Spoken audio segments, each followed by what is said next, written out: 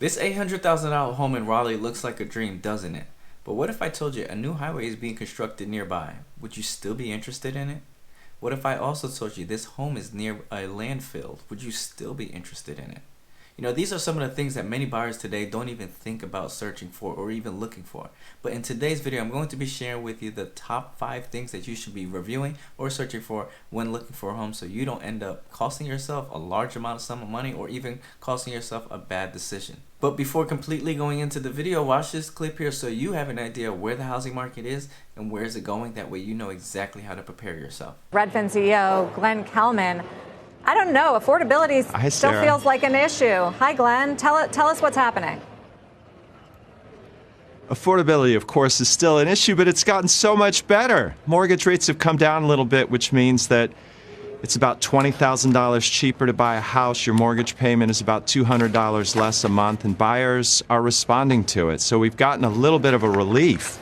And if you couple that with the fact that prices aren't growing quite as fast, I think buyers are going to come back into the market over the next 6 to 9 months. So if buyers are anticipated to come back into the housing market within 6 to 9 months, based off of what the CEO of Redfin said, then the real question is, are you preparing yourself now, or are you just going to continuously wait and go ahead and compete with everybody within 6 months? Because here's what may happen if you go ahead and wait. You'll probably end up paying a little bit more than you wanted to begin with. You'll give everybody a chance, every other buyer out there, a chance to go ahead and get ready to prepare themselves to compete with you.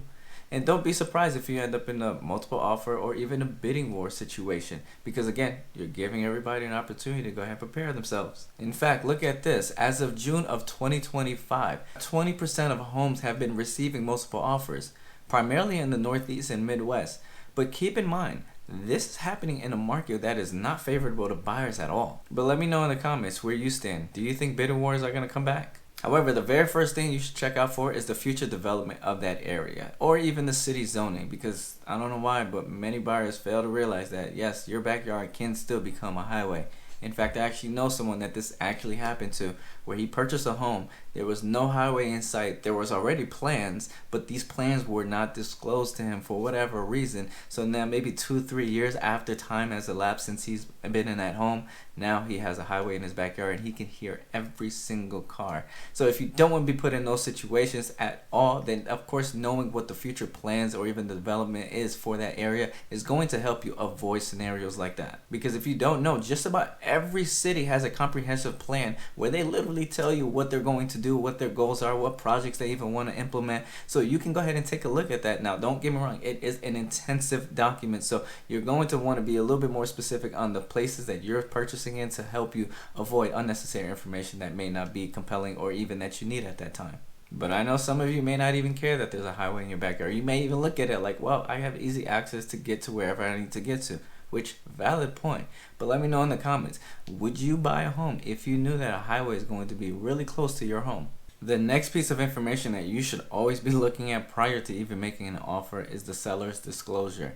In fact, you should receive that before making an offer, but most of the times, for whatever reason, most buyers are looking at this after they've already got their offer accepted, which at that point in time, the clock is literally ticking as soon as there's an executed contract. So you don't want to wait until after to look at those, because that is a place where a seller is going to 9 times out of 10 disclose everything that they know about what's going on with the home and the condition of it, or even repairs that were done and the year of when certain things were completed, which is great information to you, because if you knew that the home, or at least the roof, was original to the home, would you still purchase something like that? Because at that point in time, if you will, then great. Then just know that you're going to probably have to replace that roof maybe immediately after you move in, or a year or two later. So being able to take a look at that sheet in itself, the disclosure in whatever state that it is that you're trying to purchase in, can really help you, give you updated or at least informed information on what exactly you may be walking into. So that way, if you don't even want to make an offer, you don't even have to take that budget. But the only thing I see wrong with those disclosures is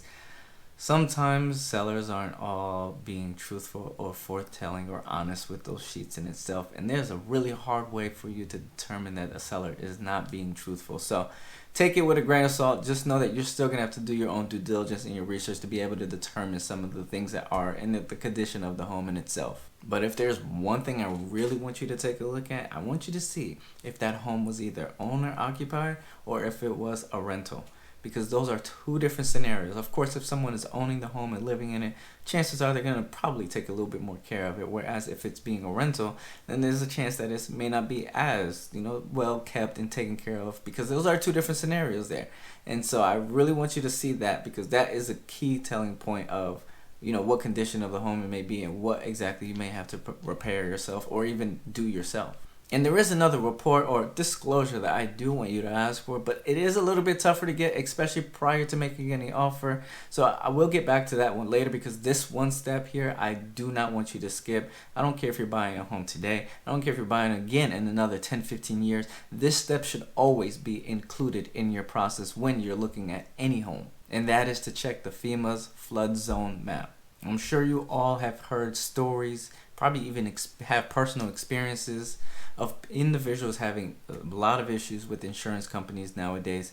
So this is one of the best ways that you can go ahead and protect yourself, which is checking the FEMA's flood zone map to identify if that property is even in the flood zone. Because if it is the case, then you will have to prepare yourself for additional costs, because not only is the insurance going to require you to get, but 9 times out of 10, especially if you're carrying a mortgage, they're going to require you to go ahead and take up flood insurance in that case, especially if you're in that flood zone. Thousands of flood victims are learning the hard way their damage is not covered by insurance. Tonight, we're hearing from frustrated homeowners who expected their policies would cover the damage, only to be told they're responsible for all or most of the bill. It just kept coming in and coming in. Nick Dunham in Glendale is one of the lucky ones with actual flood insurance because it was required for his mortgage. He believes much of this damage to his basement will be covered. When we bought the house a couple years ago, we're in a flood zone, so we were required to have flood insurance in the first place. That's a huge help. That gets us a step in the right direction. Down the block, his neighbor isn't so lucky. You can have a fire, you can have a volcano, whatever, but no, sorry, no floods, so nothing. J.P. Edwards says he's been told his homeowner's policy isn't covering the loss of his furnace and many expensive power tools in the flooded-out garage. All the insurance commercials, and they send you emails from time to time. We got your back. We're covering your dreams. Doesn't really mean much at a time like this. So be sure to protect yourself before it's too late. And as a bonus, do look at the FEMA's flood zone map. But if the state that you're looking to purchase in has a flood zone map themselves, even look at that even more, because that is going to be a little bit more detailed. In fact, it probably be a little bit more up to date and accurate, just because we know sometimes things can get lost in the sauce and FEMA's maps may not be up to date or even literally accurate to the day, but we can almost anticipate that the state level is, because again, it's not as much data that they have to filter through. So I just gave you 3 things that you can go ahead and check out even before touring your home. So pause the video here and comment below which one is going to be your first step. And also, if you are looking for a real estate agent in your local area to help you protect yourself, to give you an advantage in this market, or even help you find the right home, be sure to click the link in the description next to agent referral. That way I can connect you to one of our realtor partners. But do you remember earlier in this video when I told you there's a report or disclosure that I do want you to ask for that is a little bit tougher to get? Well, it's the Clue report for home insurance history. This is the one thing that sellers probably aren't typically getting themselves, or even are being asked for or requested to get. So don't be surprised if you're dealing with a seller that's like, what are you even talking about? Just go ahead and explain it to them. But this is going to give you additional information to ensure that whatever was on that seller's disclosure is accurate, or at least up to date in terms of what exactly they even filed for in terms of claims with their insurance for in the past 5 years. So that's something also to keep in mind.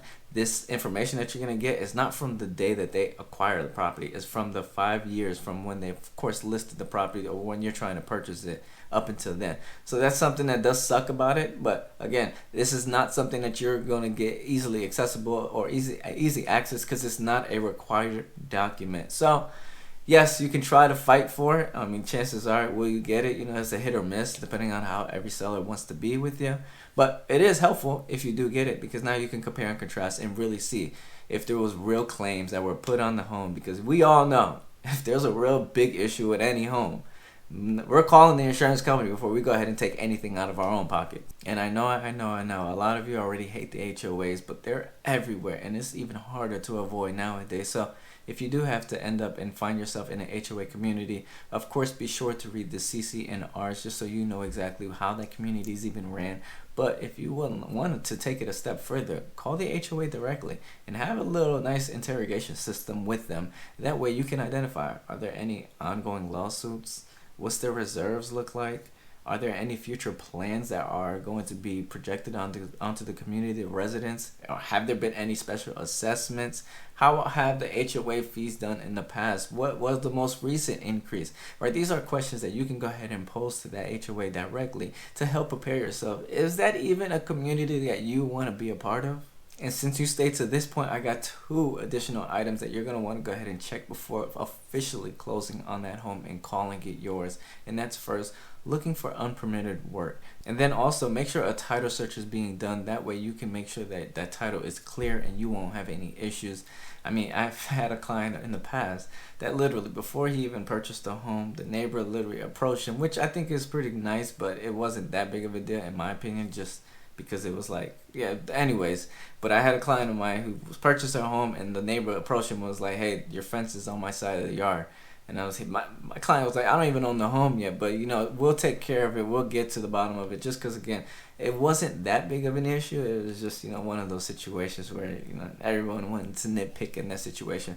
But you want to make sure that those situations are clear way before you go ahead and own and purchase that home to begin with, because once you own it, once you purchase it, and everything's in your name, that becomes your problem now. And it can get even worse if there's liens, there's encroachments that you were not even aware of. So if you don't want to get yourself caught in sticky situations just trying to buy a home for yourself, I am connected to thousands of real estate agents across the country. So if you do need help with being protected, you know, having an advantage in this market, or even help finding the right home, be sure to click the link in the description below next to agent referral. That way I can connect you to one of our realtor partners. Because one thing I do know for certain, most buyers do not do half of what I mentioned here today. But now that you know, hopefully you go ahead and do it, because it will make you better off when you go in a search for your own home.